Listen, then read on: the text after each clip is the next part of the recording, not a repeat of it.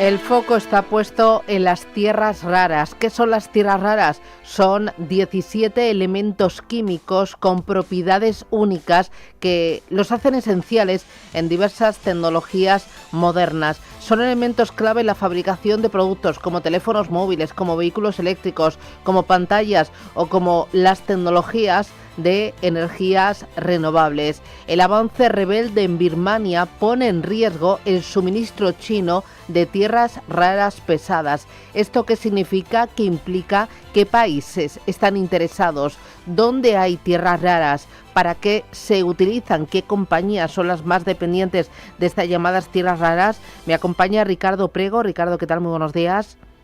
Hola, buenos días. Que es doctor en química y profesor de investigación en el CSIC. ¿Dónde están las tierras raras, profesor?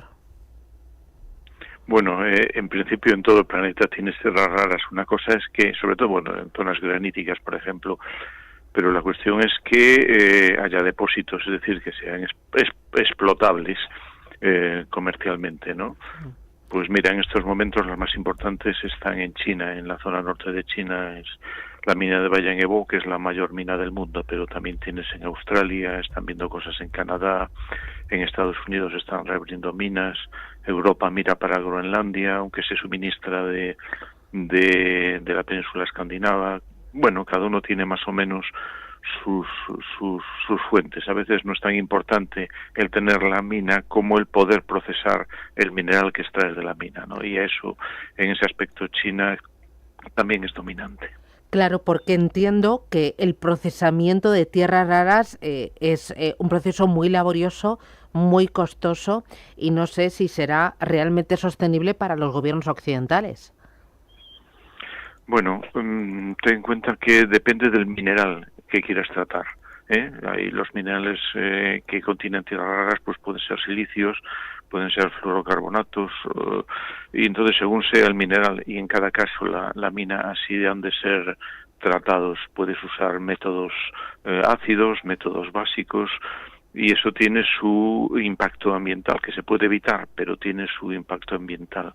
Con lo cual eso hizo que a principios de este siglo, pues, por ejemplo, Estados Unidos cerrara sus minas, bueno, no las cerrara su procesado de minas y lo mandara el mineral a China para que lo procesaran allí, ¿no?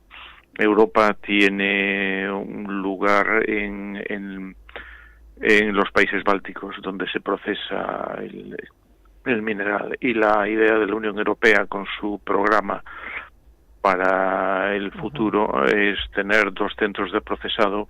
Me parece que uno estará en Francia y otro en Alemania. Ten en cuenta que toda la industria del automóvil depende del suministro de tierras raras. Claro, entiendo que el automóvil, pero también todo lo relacionado con la tecnología, con los chips, con los semiconductores. Exactamente. Todo lo que veas ahora mismo, el teléfono móvil desde el que estoy hablando, o los micrófonos que tú utilizas, pues tienen pequeños imanes y tienen tierras raras, ¿no? Las tienes en tus billetes, las tienes en tu coche, las tienes en la nevera de tu casa, en las luces LEDs, en el armamento militar de las guerras que están en estos momentos en el mundo en marcha, ¿no? Todo eso es fundamental, ¿no? Y corríjame si me equivoco, ¿la mitad del suministro mundial de tierras raras pesadas se extrae de minas del estado de Kachin en China? Pues sí, cuando me comentaste que me ibas a llamar, he echado un vistazo rápido a la información actual y ten en cuenta que las tierras raras las clasifican en ligeras y pesadas. Vale. Las pesadas son más escasas, tienen menos demanda y, por ejemplo, tú tienes el erbio que se utiliza para paneles solares y láseres y fibra ópticas, tienes el lutecio que se utiliza en lámparas LED, y ahí China tiene el monopolio mundial prácticamente. Ahora están buscando minas de este tipo en otras partes del mundo, que las hay, pero a día de hoy China es quien controla, y eso se encuentra en el sur de China, porque las tierras raras pesadas son más solubles que las ligeras y entonces se concentran al disolverse en zonas de arcillas, y eso lo hay en el sur de China y en el norte de Myanmar. En Myanmar tienes dos zonas próximas a China, una bajo el control del ejército estatal y otra bajo los rebeldes de lo que decías tú del estado de Kachin, que no tienen buenas relaciones con China en estos momentos. Ten en cuenta que la mitad de las tierras raras que procesa China vienen de Myanmar, ¿no? Y en estos momentos, pues el suministro está bajando y vosotros habréis visto seguramente que el precio del disprosio y del tarbio se empiezan a disparar, ¿no? Entonces ahí es una zona de conflicto que China quiere tenerlo bajo su zona de influencia, ¿no? Ya. Este es un elemento importantísimo para la economía actual, para la economía moderna, para distintos sectores y para distintas economías, y sobre todo lo que yo estoy viendo es que son pocos países los que tienen tierras raras, son todavía menos aquellos que tienen capacidad de procesar, de sacar esas tierras raras y tienen el poder, ¿no? Son objeto de deseo o objeto de odio de esos otros países que las necesitan a tutiplén. Bueno, ten en cuenta que hoy en día en la geopolítica se juega mucho con la minería, el suministro de los minerales.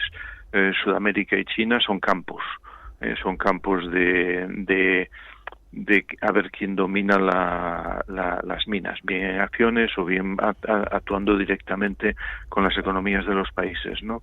Y en ese aspecto, pues ahí está el juego, ¿no? A mí se me escapa un poco porque soy químico, no soy historiador, la historia es uno de mis hobbies, pero en estos momentos, pues después de la crisis que hubo en el año 2010 por el suministro de tierras raras, pues se ha diversificado las fuentes. Europa, uno de los objetivos que se marca es la diversificación de las fuentes e intentar un mayor reciclado, ¿no? Pero ahora en la producción internacional de tierras raras, pues está China, Estados Unidos, está Myanmar, Australia, la India, está Rusia, Madagascar, Tailandia. Es decir, hay una búsqueda a nivel mundial del suministro para no depender de una única fuente, pero eso no se resolverá en 2 años, ¿no? Claro, ahí otra vez hemos vuelto a hablar de las tierras raras por el avance rebelde en Birmania.